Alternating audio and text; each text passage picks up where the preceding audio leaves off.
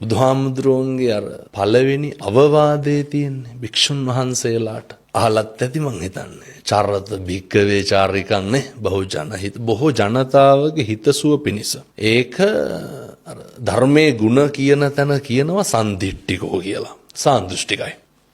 ඒක අස්පනා පිට පේන්න තියෙනවා. මිනිස්සු තරුණ ප්‍රජාව සමහරක් තැන්වල මේ සමාජයෙන් තරුණයෝ එක රාමුවකට දැම්මට මොකද තරුණයෝ තරම් මේක වැළඳ ගන්න ඉක්මන් වෙන පිරිසක් තවත් නැහැ. බුද්ධ කාලේ හිටියෙත් නැහැ. එහෙමයි. පස්වග තවුසු කවුද? තරුණයෝ. බෝධිසත්වයෝ තරුණයෝ.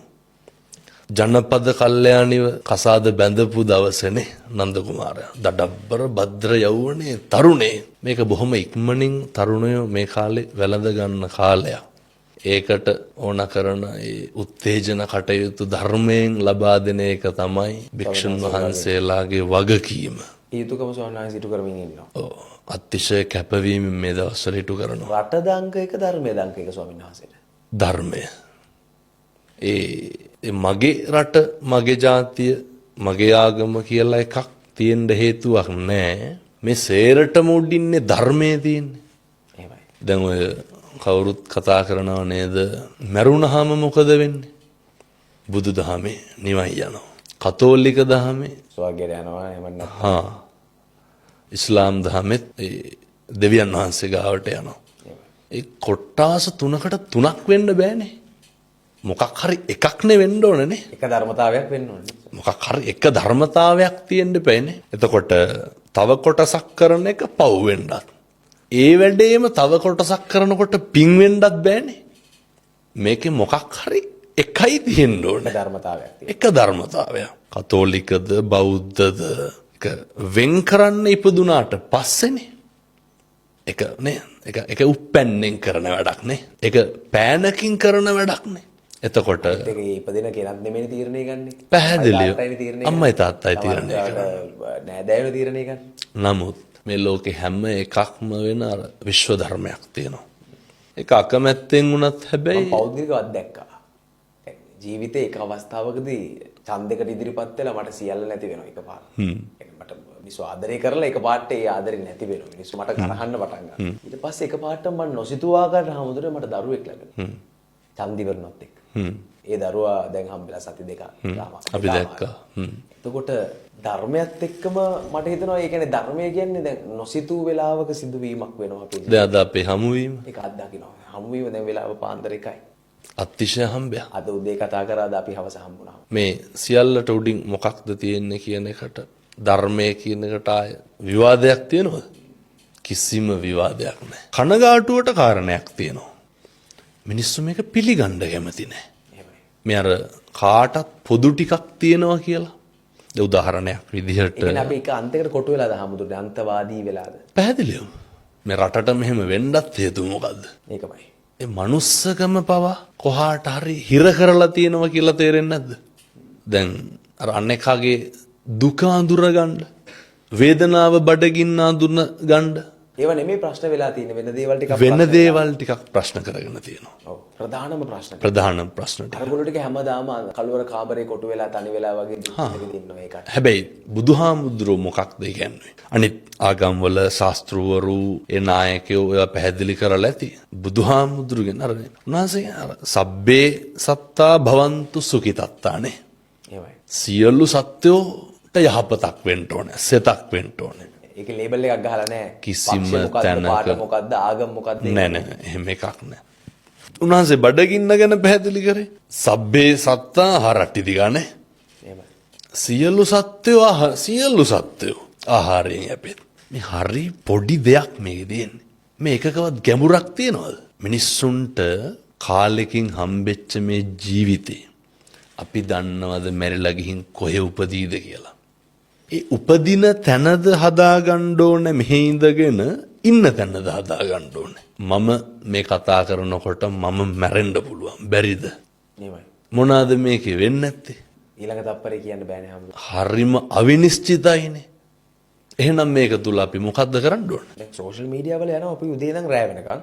අපි යනවා කෙටියෙන් කිව්වොත් අපි උදේ ඉඳන් රැ වෙනකන් අපි දකින පෝස්ට් 100ක් තියෙනවා කියලා හිතන්නකෝ. මේ පෝස් 100 දකිද්දී වීඩියෝස් ෆොටෝස් ග්‍රැෆික්ස් එහෙම නැත්නම් ඕපදූප වෙන්න පුළුවන් මේ ඕනම දෙයක් දකිද්දී 80%ක් තියෙන්නේ ආවේගය සහ කාමය අවුස්සන විදිහට මේ හැම දෙයක්ම. මේක හැදිලා තියෙන්නේ මේ පැත්තට යොමු වෙන විදිහට. මේකෙන් ගොඩේමක් නැද්ද අපිට හම්බුනේ? මිනිස්සුන්ගේ හැඟීම් ප්‍රකාශ කරන්න උපයෝගී කරගන්න පිටස්තර පුද්ගලයෝ නැද්ද? එහෙමයි. දැන් කේන්තිය ආපුවාම කේන්තිය ඇති වෙන්නේ කොහෙද? දැන් කේන්තිය දැන් මට තරහ යන්නේ මේ මගේ ක්‍රියාවලිය තුලනේ. එහෙමයි. තේරුම් ගන්න පුළුවන් නම් මිනිස්සුන්ට ඒ ඇති වෙන කේන්තිය මම තුලින්ම නැති කරන්න ඕන කියලා. අපේ හිතේ ඇති වෙන කේන්තියට මොකටද පිටස්තරයෝ ගාව ගන්න? එහෙමයි. ඒකට වක් කියනවනේ මම එහා. ඒක මගේ ඇති වෙච්ච කේන්තියක් නේක. එකට පිටස්තරව සම්බන්ධ කරගන්න නරකයි. දැන් විවාහ වෙලා දරුවෙකුත් ඉන්නවනේ නේ. ඔව්. ගෙදර එනකොට එළියට ගිහිල්ලා අධික කාර්ය බහුල වෙලා එනකොට සමහර විට පැය දෙකක් විතර ට්‍රැෆික් එකේ ඉඳලා ඔෆිස් එකේ වැඩ හිර වෙලා ඉඳලා ගෙදර එනකොට මොකක් හරි බිරිඳ කියනවා ගෙදර අවශ්‍යතාවයක්. කලබල වෙලා පොඩ්ඩක් බල පැල්ල පොඩ්ඩ සමහරක් වෙලාවට දරා ගන්න බැරි වෙලා ඒක පිට කරනවා වචනකින් දෙකකින් තුනකින්. පැහැදිලිව. කෑ ගහනවා. ඒක එතනින් එහාට යන්නත් පුළුවන්, ගේ දෙවනත් වෙන්නත් පුළුවන්, බඩු මුට්ටු එහාට යන්නත් පුළුවන්. ඊට පස්සේ එතනින් එහාට ගිහලා ගෙදරින් යන තත්ත්වයටපත් වෙන්නත් පුළුවන්. අත්දැකීමෙන් ඔය කියන්නේ. එතකොට ඒ අර බාහිරින් ආපු ගොඩ නැගුණු කේන්තිය අපි ගෙදරට එනකොට වෙන කෙනෙකුගේ කේන්තියක් ආය අපට එනකොට මේ දෙක ඩක් ගාලා වදිනවනේ. එහෙමයි. පීඩනේ වැඩි වෙනවා. පීඩනය වැඩි වෙනවා. සමහර විට ඒක කෙලවර වෙන්නේ කොහෙන්ද? දරුණු හිත රිදීම. දරුණු හිත් රිදීමකින්. ලංකාවේ බොහෝ පවුල් පසුබිම් වල විවාහය හරි අතෘප්තිමත්. එහෙමයි. හේතුව එක පිරිමියෙක් ඉන්නවද කාරණා දෙකක් තියෙනවා. එකක් බිරිඳට ස්වාමියා සැකයි. අනිත් එක ස්වාමියාට බිරිඳ සැකයි. එහෙම නැත්නම් ඔය බේබදුකමක් හැබැයි කමක්. මොකක් හරි මොක්කට හරි අර ඇතානියම් දෙයක්. ඔව් තාවකාලික සැපයක් වෙනුවෙන් මිනිස්සු සදාකාලික දුකකට අතවනන්න හදනවන්නේ සමහරක් වෙලාවට. අනියම කියලා කියන්නේ ඒකට. ගිනියමක්ම තමයි ඒක. ඒ කාරණා මත තමයි ඔය ප්‍රශ්න ඇති වෙන්නේ. එතකොට වලක්වා ගත යුතුමයි. පැහැදිලිව. වලක්වා නොගත්තොත් එහෙම මරණකම්ම ඉන්නේ කොහෙද මිනිස්සු? ගෙදරනේ. මරණකම්ම ඉන්න කියන්නේ ගෙදර මාලිගාවක් කරගන්න ඕන කියලා. අර අහලා තියෙනවද පවුල් පන්සල් වාගේ තියෙන්න ඕනේ. තියෙන්න ඕන කියලා. ඒතකොට එතරම් ගිනි ගන්නවා. ගිනි ගන්නවා. හිතට යන්න හිතෙන්නේ නැහැ. හිතෙන්නේ. එහෙමයි. දැන් කේන්ති යන්නේ. මම වාගෙම කෙලින්ම අහන්නේ හොඳේ. ගෙදර ඉන්නකොටද ඇවිස්සෙන්නේ කේන්ති යන්නේ යාළුවොත් එක්ක ඉන්නකොටද? අඩු වැඩි වශයෙන් හැම අවස්ථාවකදීම කේන්ති යනවා හොඳට. අඩු වැඩි වශයෙන්. එහෙමයි. මේ සමාජ බහුතරයක් ගත්තාම මිනිස්සුන්ගේ හැඟීම් කැත නැතුව පිට කරන තැනක් තමයි ගෙදර. කවුරුත් මොකුත් කියන්න කෙනෙක් නැහැ. මාව ජජ් කරන්න මට කවුරුත් නැහැ. ඒක මගේ. මාව පාලනය කරන්න මට කවුරුත් නැහැ. කවුරුත් මට දඩුවම් කරන්නෙත් නැහැ කියලා හිතලා අපි ගෙදරදී විවෘත වෙනවා හමුදුනේ. නමුත් මිනිස්සු හික්මෙන්න ඕන කොතනද? වැඩිපුරම ගෙදරදී. තේරුම් ගන්න පුළුවන් නම් හික්මෙන්න ඕන තැන නොහික්මෙනකොට අර ගෙදර පෞල් ජීවිතේ තන්නේ කරම අමුසොහනක් වාගේ වෙනවා. මේ බොහොම ටික කාලෙකින් මම මේක මෙහෙම කියන්න හේතුවක් තියෙනවා හොඳේ. අර මතකද අරනායක සාමසර කන්ද නාය ගියා. 2016 හරි 17 හරි මට දිනේ වර්ෂය මතක නැහැ හරියට. එක තාත්තා කෙනෙක් කියනවා මේක හරි වැදගත් අපේ මේ අහන උදවියට. මේ දෙන පණිවිඩය තමයි එක මොහතකවත් හිත රිදවන්න එපා එකයි. එහෙමයි. පුරුදු වෙන්න ඕන එක. ඒ සැනින් අපිට ජීවිතේ මරණකම් විඳවන්න වෙනවා හොඳේ. මරණකම් විඳවන්න වෙනවා. තාත්තා ගෙදර කලින් දවසේ දබර වෙලා. දබර වෙනකොට පොඩි උන් බය වෙනවනේ. තාත්තා පහවදා උදේ වැඩට යනකොට පොඩි එකා කතා කරලා නැහැ. තාත්තා හැන්දෑවේ එනකොට පොඩි එකාට සෙල්ලම් බඩු ටිකක් අරගෙන එනවා. එනකොට මොකද්ද දැක්කේ? මුළු ගමම තනි පස්කන්දකට යට වෙලා. ඒක අස්සට දරුවක් ඉන්නවා ඒකේ බිරිඳක් ඉන්නවා. ඒ පොඩි එකා මැරුණේ මොන හිතකින්ද? තාත්තා තරහ වෙලා. මිනිස්සු පුරුදු වෙන්න ඕනේ මේකේ ඉන්නකොට අවිනිශ්චිත භාවයේ තේරුම් ගන්න. කවුද දන්නේ මොකක් වෙයිද කියලා. මම මේ අපිට අතර හම්බෙනකම් අපි බලන් ඉන්නවා සමහරක්. පැහැදිලි අතර හම්බුන ගමන් නැති වෙනවා. අතට හම්බෙනකම් පෙරම් පුරනවා. අතර හම්බුන ගමන් නැති වෙනවා. වෙන්න පුළුවන්. සමහරකට අපිට අතට හම්බ වෙන්න ඔන්න මෙන්න තියලා නැති වෙනවා. අපිට දේවල් නැති වෙනවා. අත්දැකීම් අපිට අතර හම්බෙන වෙලාවට අපි එතන නැහැ. වෙන කෙනෙක් එක ලබා. වෙන කෙනෙක් ඒක ගන්නවා. ඔය වගේ දේවල් වෙනවා අපේ ජීවිතේ. ඕන තරම්. අවිනිශ්චිතයි හම්බුනේ. පුරුදු වෙන්න ඕන මොකද්ද? කරන්න තියෙන එක. ගොඩක් කට්ටිය ඉන්නවා අර පඩිය හම්බුනහම කරන්න. එහෙම කියනවනේ. එහෙමයි. ලබන මාසේ පඩිය ගත්තට පස්සේ නම් අම්මට 15000ක් යවන්න ඕන. එහෙම කියනවා මිනිස්සු. එහෙමයි. ඊට කලින් අම්මා මැරුණොත් මොකද කරන්නේ? දැන් කරන්න ඕනේ. හිතෙන්නේ කොයි වෙලාවෙද නේ? කරන්න පුළුවන් දේ දැන් කරන්න ඕන. එහෙමයි. අර විදාගම හාමුදුරු ලියලා තියෙන අද එයි මරු පින් කරගන්නේ කුමටද කුසලට කම්මැලිවන්නේ. එහෙමයි. තේරුම් ගන්න පුළුවන් නම් හරි අවිනිශ්චිත ලෝකයක අපි ඉන්නේ කියලා. අර මතකද බැලුන් එකක් උඩ යන්නේ පහුගිය දවස්වල බොහොම ප්‍රසිද්ධ කාරණයක් කොහේ රටකම රට මතක නැහැ මිනිස්සු 25ක් 30ක් එක යනවනේ බැලුන ගිනි ගන්නවා මිනිස්සු එතනම මැරෙනවා පිච්චිලා මැරෙනවා සමහරු පැනලා මැරෙනවා පල්ලෙහා ඉඳන් කී දෙනෙක් බලන් හිටියද එක්ක දුව එක්ක පුතා ඒගොල්ලෝ එනකන් ගෙදරට එකයි යන්න ආයෙත් එකයි යන්න යට ඉඳන් බලාගෙන ඉන්නවා මිනිස්සු අපි බලාගෙන ඉන්නකොට එතකොට පැන්නත් මැරෙනවා හාමුදුරුවෝ හිටියත් මැරෙනවා මාරයා ළඟටම ඇවිල්ලා. තව වීඩියෝක් දැක්කම Facebook එකේ තියෙනවා ළඟටම බස් හෝල්ට් එකක ඉන්න මිනිස්සෙක් කොහෙවත් ඉන්නේ. වෙන පැත්තකින් ඇවිල්ලා හප්පනවා. හප්පනවා. අර කම්මං දල්හං කින්ති කරෝමි. කර්මය දැඩි වුණාම මොකක් කරන්නද? අහලා තියනවාද අර නයි කාලා බේරෙනවා. දල කඩි කාලා මැරෙනවනේ. එහෙමයි හාමුදුරුවෝ. බුදුහාමුදුරුවෝ අහනවා කර්මය දැඩි වුණාම මොකක් කරන්නද? දැක්කද අර අලහබාද් වලින් ලොකු සතුරකින් ඉන්න වෙලාවක ලොකු ජයග්‍රහණයක් ලැබලා ඉන්න වෙලාවක අතිශෝක්තියෙන් තමන් තරම් කෙනෙක් නැහැ කියලා හිතාගෙන ඉන්න වෙලාවක අදිමාන්නෙන් ඉන්න වෙලාවක ශනිකින් නැති වෙන්නත් පුළුවන් නේ. පුට්ටස්ස ලෝක ධම්මේහිනේ. චිත්තං යස්සන කම්පති මේ ඉගෙන ගන්න ඕන එකක් මේක. එතකොට අපි කොහොමද ජීවත් වෙන්න ඕන? අකම්පිතව ජීවත් වෙන්න ඕන. මිනිස්සු ඉගෙන ගන්න ඕන පුරුදු වෙන්න ඕන. දැන් ඔය ප්‍රශංසාව කියන එක ඒ රේඛාවෙම අනිත් පැත්තේ තියෙන එකක් තමයි නින්දාව. එහෙමයි. ජීවිත අත්දැකීම් ඕන තරම් ඇති මං හිතන්නේ. එහෙමයි. මිනිස්සු අර අපේ ලොකු හාමුදුරුවෝ අපිට උගන්වන එකක් තමයි. උන්වහන්සේලා මතක තියාගන්න ඕනේ. වඳින අත්දැකීම්ම නෙමෙයිද මිනිස්සු බෙල්ල මිරිකන්නේ. වදින අත්දැකීම. අර කියනවනේ දර පූජාසනේ ඔබ හින්දුවා ඔබට පුදන මේ ලෝකයමයි නේ. එහෙමයි. ඒවා හරි මේ කැට තියලා කියන්න පුළුවන් ඒවා හොඳේ. ඒ කියන්නේ මේක මේ රිපීට් වෙලා තියෙනවා. වසර ගාණක් අවුරුදු ගාණක් මේ 2000 ගාණක ඉතිහාසයේ මේ දේම වෙලා තියෙනවා. ඒකයි මේ මිනිස්සු කියන්නේ අත්දැකීමෙන් ඔබට වදින කට්ටියම ඔබට හැබැයි ඒක තේරුම් ගන්නවද? ඔය අරිය පරිේෂණ සූත්‍රයේ බුදුහාරෝ කියනවා ද්වේ මේ භික්කවේ පරිේෂණ අරියාච පරිේෂණ ඇහෙනවා අනාර්යාච පරිේෂණාති. දැන් මේක උන්වහන්සේ කියනවා මේ හැම වෙලේම ඇහෙනවා. උදේට ටීවී දැම්මත් හවසට රේඩියෝ දැම්මත් හැමතැනම ඇහෙනවා. දකින්න. දැන් ඔය ජරාවට ව්‍යාධියටපත් වෙනවා කියන එක ඇහෙනවා දකින්නවා කියන හින්දා මම මේ කියන්නේ. අපි මේ ඇහි වදිනවනේ ලෙඩ ඕන තරම් පේනවනේ අපිට. කවදාවත් හිතලා තියනවද මට මේක වෙයිද කියලා. ඕන තරම් දඩබ්බර සල්ලිකාරයෝ. දැන් කොවිඩ් කාලේ තුල නැති වුණාද? හොඳ සහායකයෝ, දේශපාලකයෝ, ලොකු ආයතනවල ප්‍රධානීන්, රටවල් හොල්ලපු මිනිස්සු, මැති ඇමතිවරු, ලෝකෙ හොල්ලපු මිනිස්සු කොවිඩ් හැදිලා මැරුණා. සමහර විට අපේ කොළඹ පේමන්ට් එකේ හිටපු අම්මලාට තාත්තලාට තිබ්බේ විසිකලා තිබ්බ දාගත්ත මාස්ක් එකක් විතරයි නැද්ද? එහෙමයි. කෑවේ එදත් කෑවේ යාල කරුවරි දීපු එක. ෂුවර් නෑ කොවිඩ් තියෙන මිනිස්සුත් සෞඛ්‍ය ආරක්ෂිත බවක් එතන තිබ්බේ නෑ. මතකයි අද වගේ. කර්මය දැඩි වුණාම පිළිගත්තත් නොපිළිගත්තත් බීජ ගොඩවල ඉන්න මිනිස්සු ජීවත් වුණා. අදත් ඒ මිනිස්සු ජීවත් වෙනවා. සුර සැප විඳ මිනිස්සු, පෞද්ගලික රෝහලවල මිනිස්සු දැන් ඔය මිය ගියා. ඉල්ලගන්න ජනතාව ඉන්නවනේ. අපේ අම්මලා තාත්තලා. ඒ පොඩි ළමයි දැන් යම් බලන්න පිටකොටුවට සරෙප්පු තියනවා. තාමත් එහෙමයි. ඉන්න ඉඳගෙන නිදාගෙන පේමන්ට් එකේ නේද? අර මිනිස්සු කියනකොට අර හුරු වෙච්ච විදිය කියලා. නෑ ඊට වඩා එහා ගිය. ඊට වඩා එහා ගියපු දෙයක් ඒ වගේ තියෙනවා. ඒ ළමයි හම්බෙන්න වියෝජිලා channel කරන්නේ නැහැ මම හිතන්නේ. එහෙමයි.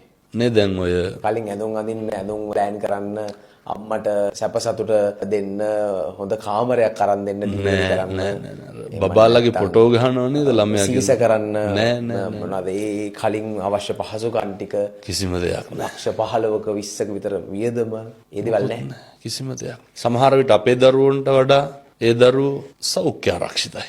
ඕන දෙකට ඔරොත්තු දෙනවා. ඔරොත්තු දෙනවා. සෞඛ්‍ය ආරක්ෂිතයි නෙමෙයි ඔරොත්තු දෙනවා. කොටුවෙත් ඉන්නවා, ගෝල් ෆේස් එකෙත් ඉන්නවා, ආයෙ ගිහින් එතන නානවා, ගඟේ නානවා. ආයෙ ගොඩ එනවා. අවුවට වේලනවා, ආයෙ පයින්නවා, ආයෙත් කනවා දෙපාරක් හිතන්න. සතුටින් hina වෙලා ඉන්නවා. ඔව්. දැන් මෙහෙමයි කියලා මං කියන්නේ මේ ගෙවල් වලින් ළමයි ගිහිල්ලා බහැලා පාර දෙන ඒවා කරන්න ඕන කියලා එහෙම අදහසක් නෙමෙයි මෙතනින් මේ එහෙම එකක් නෙමෙයි මේ තියෙන්නේ. එහෙමයි හවුද.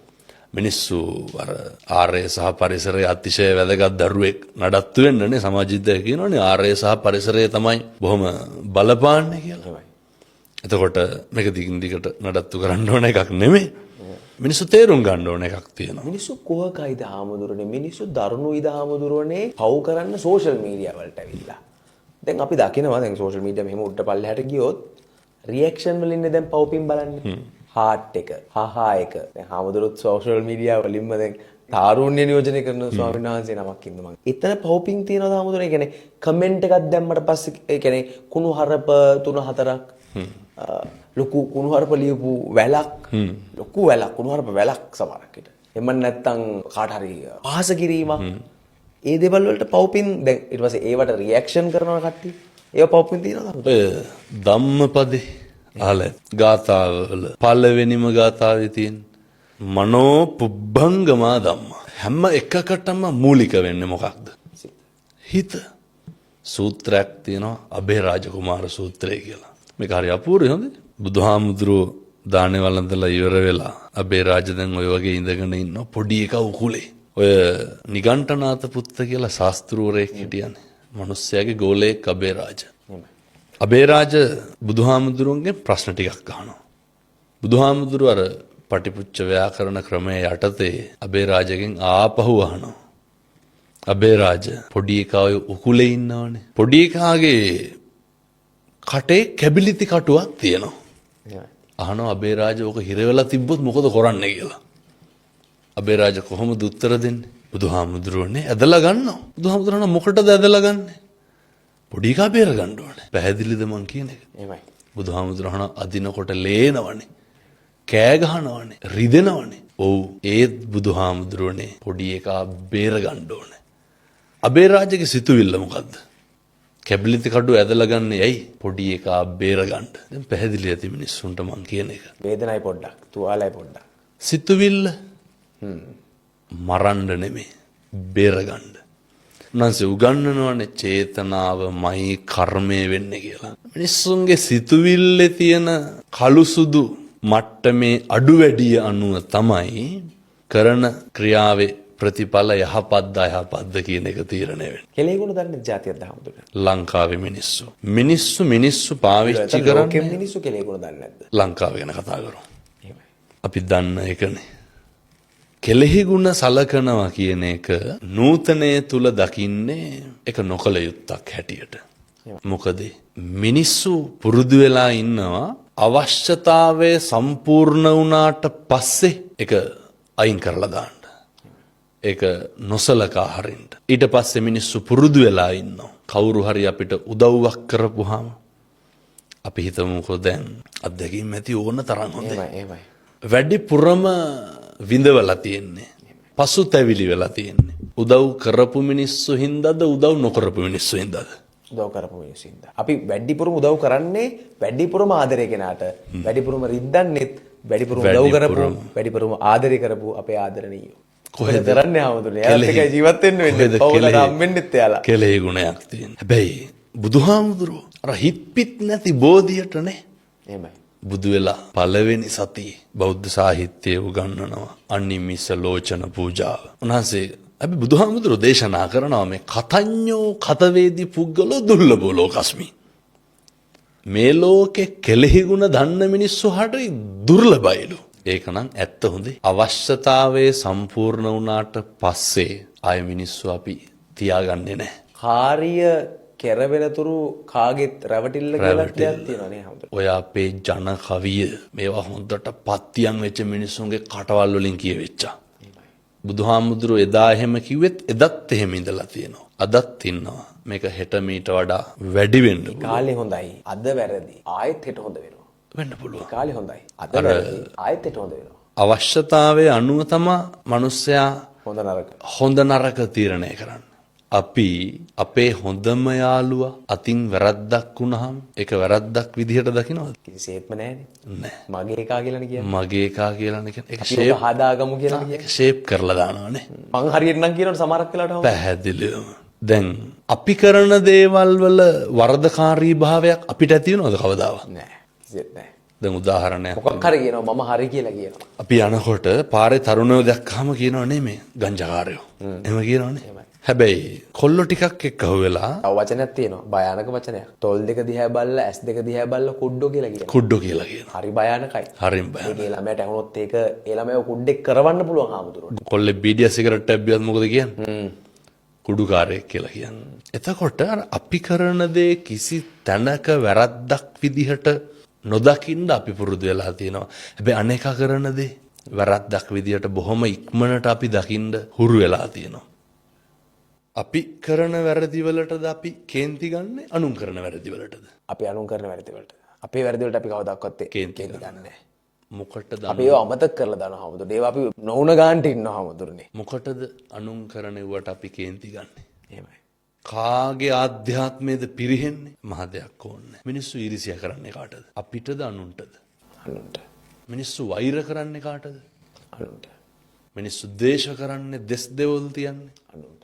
මොකක්ද අපිට කියලා කරගන්නේ? අපි අපිට කරගත්තා නම් අපි පිට වඩා තැනක ආමුදුර. තැනක මිනිස්සු වැඩිපුරම ගරහන්නේ මිනිස්සු අපකීර්තියට සහ වැඩිම කාලයක් ගත කරන්නේ. ගත කරන්න. අපි වැඩිපුරම කැමති අපේ ඉන්ද්‍රියන් පිනවන්න අනුන්ගේ කුණුවලට නෙමෙයිද? කෙලෙහි ගුණ නැති මනුස්සයාට බුද්ධ ධර්මය අනුව භාගතුන් වහන්සේ කිව්ව විදිහට මොකද්ද වෙන්නේ? කෙලෙහි ගුණ නොදන්න මනුස්සයාට. කෙලෙහි ගුණ නොසලකා හිටපුවාම ජීවිතේ කවදා හරි මනුස්සයාට අර යථාර්ථයට මුහුණ දෙන්න වෙනවනේ. කෙලෙහි ගුණ සැලකුවා හෝ නොසැලකුවා හෝ මොකද්ද යථාර්ථය? ජරාවට ව්‍යාධියටපත් වුනහම පශ්චත්තාප වීමක් මිනිස්සුන්ට ඇති වෙනවා. අධික කනගාටුවක් මේක හතරහන්දි වළංගු තියනකොට නම් ඇති වෙන එකක් නැහැ. අපිට බලපුලුවන් කාරකම තියනකොට ඇති වෙන එකකුත් නැහැ. සල්ලි මිල මුදල් තියනකොට කොහොමත් මේවත් තේරෙන්නෙත් නැහැ. එහෙමයි. හැබැයි මිනිස්සුන්ට තේරෙනවා ව්‍යාධියටපත් වුනහම ඔත්පොළ වුනහම නැති වෙච්ච දවසට. කවුරුත් නැති වෙච්ච දවසට මට මම විතරයි කියලා දැනෙන දවසට. අර උගන්නනවා නේද? අත්තාහි අත්තනෝනත්ති. අපිට අපිවත් නැහැ කියන දවසට තමයි මිනිස්සුන්ට ඕක තේරෙන්නේ. හොඳටම පරක්කුයි. හොඳම දේ තමයි දැම්ම පටන් ගන්න ඕනේ ඊට කලින්. දැම්ම පටන් ගන්න. දැනුත් ප්‍රමාදයි. ගොඩක් ප්‍රමාදයි. දැන් පටන් ගන්න ඕන. කෙලෙහි ගුණ සලකනවා කියලා අපේ ඒවා නැති කරගෙන මේ යට කරගෙන එහෙම අවශ්‍ය නැහැ. කීස් කරන්න බෑ. සමහර මිනිස්සු වචනකින් හරි අපිට උදව් කරලා තියෙනවා. අපි පුරුදු වෙන්න ඕන මොකක්? අපේ තියෙන සත්පුරුෂකමට හානියක් නොකරන්න. එහෙමයි. දැන් ඔබතුමාගේ මොකක් හරි තියෙනවනේ සත්පුරුෂකමක් නේ. දැන් මම මෙතෙන්ට ආවට පස්සේ මට කිව්වනේ හාමුදුරුවනේ අපි වැඩසටහන් ටිකක් කරමු නේ. ඒක බොහොම අර අනේකට උදව් කරන ගතිය. එහෙමයි. ඔය බෝධිසත්ව ගුණ හොඳේ. එහෙමයි. ඕක සේරටම පිහිටන්නේ නේ. එහෙමයි. ඒක ඔබතුමාගේ තියෙන සත්පුරුෂකම. ඔබතුමා මට එහෙම උදව්වක් කරාට පස්සේ මම ඒකට උත්තර දෙන්නේ කොහොමද? ඒක හොඳ විදිහටද නරක විදිහටද කියන එක ඒක මම ගාව තියෙන්න ඕන එක. මම හැම තැනම කියන කාරණයක් තමයි මිනිස්සු දෙන්නේ මිනිස්සු ගාව තියෙන ඒවා. සත්පුරුෂකම තියෙන මනුස්සයා මොකද්ද දෙන්නේ? සත්පුරුෂකම. දැන් මම කියන මිනිස්සු දෙන්නේ මිනිස්සු ගාව තියෙන ඒවා කියලා. සත්පුරුෂකම තියෙන මනුස්සයා සත්පුරුෂකම දෙනවා, කැතකම තියෙන මනුස්සයා කැතකම දෙනවනේ. එහෙමයි. අර වෛර කරන්න අපි බෙදාගන්නේ අපි සතුදේ. සතුදේ. එහෙමයි. දැන් කෙලෙහි ගුණ සලකනවා කියනකොට හොඳ උත්තරයක් තමයි ඒක. උදව් කරන මනුස්සයා උදව් කරේ සත්පුරුෂකම තිබ්බ හින්දානේ. අපිට පුළුවන් ද කෙලෙහි ගුණ බලාපොරොත්තු වෙලා ඒ මනුස්සයා ගාව ඒක තිබ්බේ නැත්තම් මොකද කරන්නේ? ඒකේ මනුස්සයාට පුරුදු නැත්තම් මොකද කරන්නේ? අපි බලාපොරොත්තු නොවි ඉන්න ඕනේ. උදව් කරන්න බලාපොරොත්තු වෙන්න. බලාපොරොත්තු නම් වෙන්න. මාතා යතා නියම් පුත්තං ආයුසා ඒක පුත්ත මනුරක්කේ. අම්මලා දරුවෝ හදන්නේ ඕනම දෙයක් දරා ගන්න බලාගෙන ඇල්ලතුර ටිකක්වත් බලාගෙන නෙමෙයිනේ. කිරි දෙන්නේ සත්පුරුෂකමට. ඒ දරුවා කලින් බලාගත්තා. සෙනෙහසට. ඒ විදිහට මිනිස්සුන්ට ජීවිතේ ඇස් දෙකින් ළමයා දකිද්දී එන සෙනෙහසත් එක්ක ඒ අම්මා දෙන හැඟීම් ලේ කිරි වෙන්නේ කොහොමද? දැන් ඔක අම්මලා කරන මේක ඇදිච්චින්ද මම මේක කියලා ඉන්නම් ටිකක්. ඕන තරම් මම මේවා කියලා තියෙනවා. එහෙමයි. ඔය දරුවත් හම්බුණු හින්දා මේක හරි වටිනවා හොඳේ. සමාජයට නැතත් මේක ඔබට හරි වටිනවා. අම්මලාට කරන්න පුළුවන් ලොකු හාස්කමන්නේ ඕකනේ. දැන් මේක කියනකොට මිනිස්සු කියයි ශීර ග්‍රන්ථි තියෙනවානේ. දැන් තනපුඩුව ඇතුලේ මොනවාද තියෙන්නේ? රතු පාට, සිනි ගඳ ගහන, දුගද හමන ලේ. එහෙමනේ. එහෙමයි. අර 3D animations දාලා තිබ්බා. ලස්සන වීඩියෝයක් තිබ්බා. තනපුඩුවෙන් එළියේ පොඩි එකක් කට තියෙනකොට මොනවද දෙන්නේ? සුදුයි, හරි රහයි, හරි ගුණයි, හරි පෝෂණීය. දරුවා බලන් ඉදි වැඩෙනවා. කිරි ආස්කමක් නෙමේද? මේ 21 වන සියවසේ පපු කැවුතු දැන් ගලවලා ෆෝමියුලා 1 තියෙනවා හාමුදුරනේ. මේක එච්චර දියුණුයි. ඔව්. දැන් තනපුඩුව සැත්තුඩකින් පළුදු කරොත් එන්නේ කිරිද ලේද? ලේ. කොතනින්ද ඔය කිරි ටික ලේ වෙන්නේ? කන්වර්ට් වෙන තැන කොතනද? හාස්කමක් නෙමේද අම්මා? පොඩි එකක් තුරුල් කරගන්නකොට කැකෑරෙන ලේ ටික කිරි වෙනවනේ. එහෙමයි. මුළු ලෝකෙම සත්තුන්ගෙත් එහෙමයි. මිනිස්සු අම්මා කියන තැනට ඒ සෙනෙහසට ඒක කිරි වෙනවා. ඒ හරි විශ්මිතයි හොඳ. ඒ හරි විශ්මිතයි. මේ කියන වචනයක් ගානේ මොනාගේ හයියෙන්ද? ඒ කිරිවල මිනිස්සු මේවා බොහොම ඉක්මනට අමතක කරනවා. අවුරුදු 20 පැන්න ගම. අවුරුදු 15 පැන්න ගම. අවුරුදු 20ට උඩින් ජීවිතේ මතක නැහැ මිනිස්සුන්ට. මිනිස්සු කතා කරන්නේ අවුරුදු 20න් මෙහා ජීවිතේ. ඒ හින්දා අපි කෙලෙහි ගුණ ගැන කතා කර හිටි අම්මලා වගේ වෙන්න. අම්මලාගෙන් ගන්න. දෙන්න මොකද බලාපොරොත්තු වෙන්න එපා. පුතාටත් දුවටත් අම්මෙක් ඉන්නවා. පැහැදිලිව අම්මලා වගේ වෙන්න. පුතාට ආයෙත් බිරිඳක් හම්බ වෙනවා. දුවට ආයෙ ආයෙත් ස්වාමියෙක් හම්බ වෙනවා. එයාලා ජීවිතය අත්විඳිනවා අම්මා කියන චරිතේ කොහේ හරි තැනක. පදවිය, මව් පදවිය. උත්තර විතරයි හොඳේ. ඒක මට දැන් දැනෙනවා හාමුදුරුවෝ. හාමුදුරුවෝ කියද්දි මගේ හිරිකට පිපෙනවා හාමුදුරුවෝ. හාමුදුරුවන්ගේ ජීවිතේ, හාමුදුරුවන්ගේ සසරේ කොහෙන්ද මේ ජීවිතය කෙලවර වෙන්නේ? එකම අරමුණක් තියෙනවා. දැන් පළවෙනි පාරට මම මේක මාධ්‍යයකට කියන්නේ. මම දැන් ධර්මදේශනා බාර අරගෙන තියෙනවා ලබන අවුරුද්දේ අප්‍රේල් වෙනකම්. එහෙමයි. එක දවසකවත් හිදසක් නැතුව. මෙච්චර කැපවීමක් කරන්නේ ඇයි? මොන වාසිය වෙනුවෙන්ද? හොද්දටම දන්නවා. මෙහෙම කියනකොට සමහරව හිතයි සල්ලි ගන්නවා කියලා. ජීවිතේ කවදාවත් සල්ලි අරන් බණවල එක කෝල් එකයි හාමුදුරන් දුන්නේ හාමුදුරුවෝ මෙතනට වැඩම කරා. මල්ලි කීයක් දෙනවද කියලා ඇහුවේ නෑ ස්වාමීන් වහන්සේ මගෙන්. නැත්තම් අයියේ ඒව මට ආමන්ත්‍රණයක්වත් කරේ නෑ. ශනික ලොකුකම් කිසිම දෙයක් නැතුව ස්වාමීන් වහන්සේ වැඩම කරා. ඔබ කොහෙන්ද? ඔබ මොන ආගමෙන්ද? ඔබ මොන පළාතෙන්ද ස්වාමීන් වහන්සේට අදාළුන්නේ? විශ්වාසය ගොඩනගුණා අපි අතරේ. පැහැදිලිව. මොකද තේරුම් ගත්තා. තේරුම් ගත් එකම බලාපොරොත්තුව කවදනම් අපිට මේ සංසාරය ආය මිනිස්සු වෙලා උපදින්න වෙයිද? උපදින සේරටම කතා කරන්න බෑ, විදින්න බෑ. කවද මට අය මහාන වෙන්න වෙයිද?